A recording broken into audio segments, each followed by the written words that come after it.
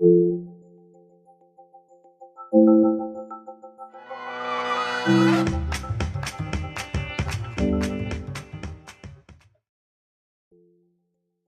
Mario Fanfani, bonsoir. Bonsoir. Donc nous venons d'assister à la première française de votre film Les Nuits d'été. Donc vos premières impressions déjà sur donc la première fois que le film a été visionné en France. Ah, c'est une très belle salle. J'ai senti une écoute très attentive, très amusée, très captive comme ça du film. C'était très fort. Revenir à la source du film, quelle a été votre source d'inspiration? Alors c'est plusieurs choses. C'est des questions d'abord personnelles sur qu'est-ce que c'est qu'un homme, qu'est-ce que c'est qu'une femme, qu'est-ce que la société nous impose, qu'est-ce qu'on est obligé, quel costume on est obligé de porter.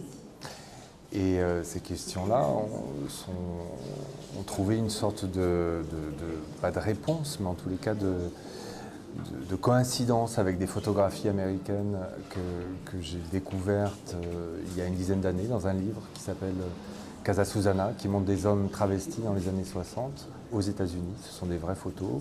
Ces hommes se sont photographiés entre eux.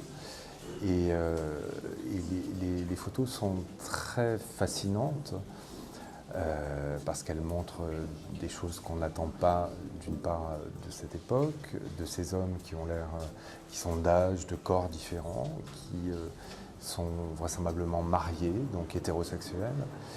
Et à partir de ces photographies-là, qui ont très peu d'histoire, en tous les cas qui nous soient parvenus, le jeu de mon imagination a fait le reste.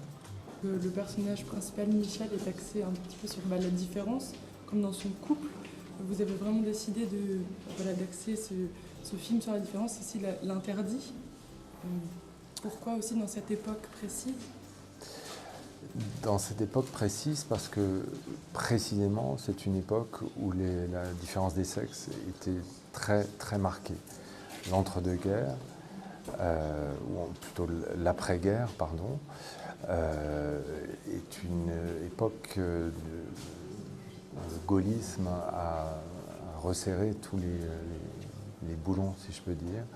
C'est-à-dire que dans les années 20-30, il y avait beaucoup plus de jeux avec les identités, avec les sexualités différentes. Et à cette époque-là, dans les années 50, tout se resserre. La société devient plus rigide. Et ça m'intéressait de voir comment dans une société rigide, comment cette transgression que le personnage vit va faire bouger les territoires comme ça, mentaux et physiques. Et par ailleurs, il s'agit aussi de la guerre d'Algérie, qui n'avait pas ce nom-là à l'époque, mais qui imposait une sorte de chape de plomb, comme dans une époque où une chape de plomb est très très très marquée. Comment est-ce qu'on peut essayer d'être soi-même? Donc un très beau film en tout cas.